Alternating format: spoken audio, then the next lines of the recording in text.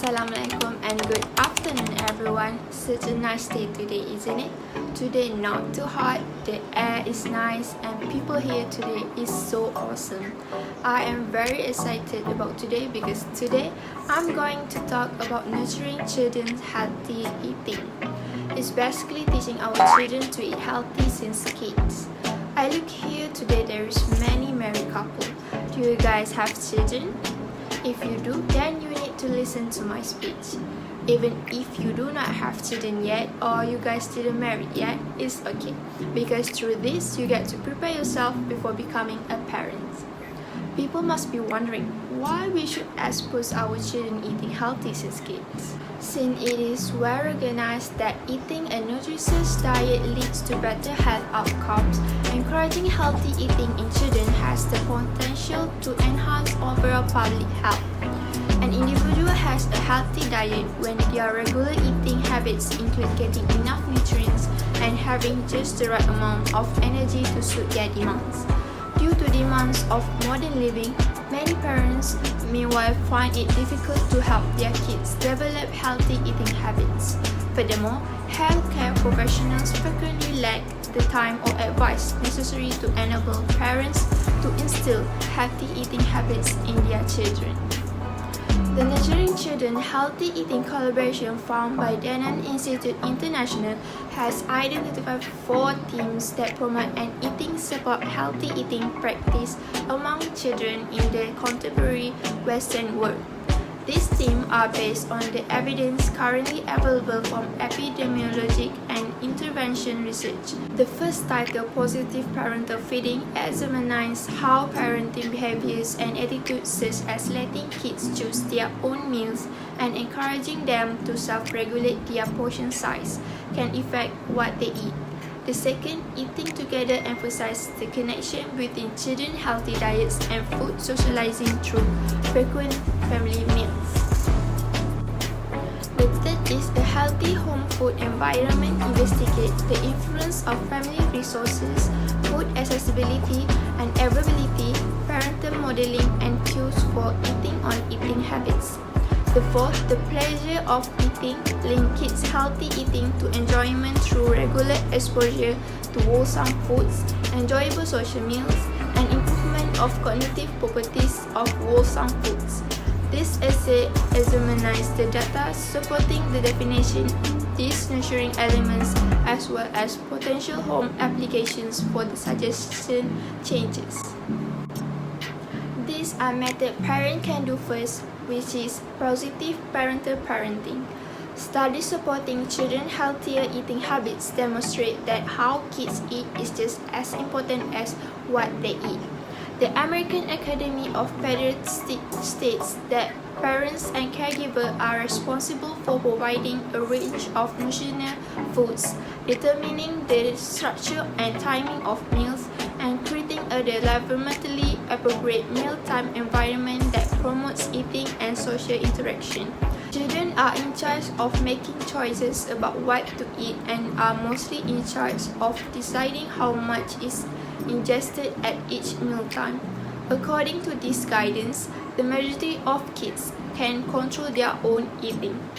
Self-regulation of eating is defined as the innate and learned capacity to initiate and discontinue eating in response to internal cues and signs of hunger and fullness. These signals and procedures are a component of a tightly controlled system in kids that respond to meal energy content. Children will acquire healthy eating habits as they get older and enter adults, provides that parents do not interfere with this ability by utilizing overly restrictive feeding techniques or styles. Next is eating socialization. As children get older and more independent, parents typically urge them to choose objectives and ideas that they think will help them make good decisions in their daily life. This procedure is known as socialization. Eating socialization refers to the process through which parents encourage their kids to adopt nutritious eating habits, viewpoints, and conduct that are shared and accepted by both their immediate family and the culture in which they live. The parenting setting continues to be one of the primary and most important factors for socializing children's eating habits. Infant and preschool children require considerable guidance on appropriate eating practice, food preference, and eating self-regulation. The parenting environment is traditionally the primary influence during this stage of socialization, although changes to society means many children spend more time outside the home from a young age. As children enter elementary school, they encounter a wider range of eating environments and eating companies, and a greater choices of food. According to how a parents influence their child habits, eating socialization techniques can be classed. Feeding practices are unique, goal-oriented actions used by parents to influence their kids to do or not do something, such as eat their veggies and refrain from consuming candies or cookies. The emotional atmosphere our parents establish with their child during meal times, known as feeding styles, affect the youngsters' eating behavior. Finally, my last point is feeding practice and style. Feeding habits can be divided into categories based on how parents support their kids' daily routines and eating habits. According to studies, structure and autonomy supportive behaviors, as opposed to more harmful ones, are related with better results in terms of children eating habits. In general, structured practices are associated with healthier eating in children from preschool age through adolescence. These practices include environments that promote child competence, such as regular meal times, parental modeling of healthy eating, and ensuring that healthful food is accessible. Up to age 7, autonomy support practices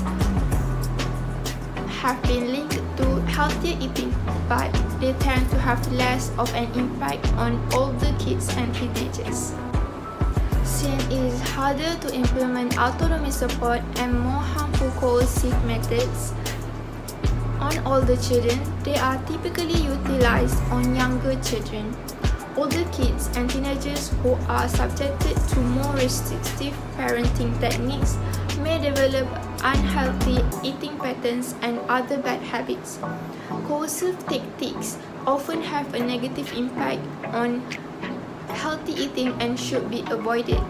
Parents' use of specific child feeding practices have been found to vary between different ethnic groups, highlighting the needs to tailor advice recommendation to take account of culture and ethnicity.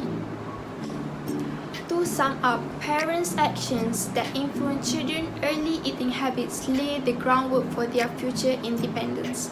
Healthy eating strategies consequently advise parents to instill healthy habits in their children at a young age so that such behavior will persist into maturity.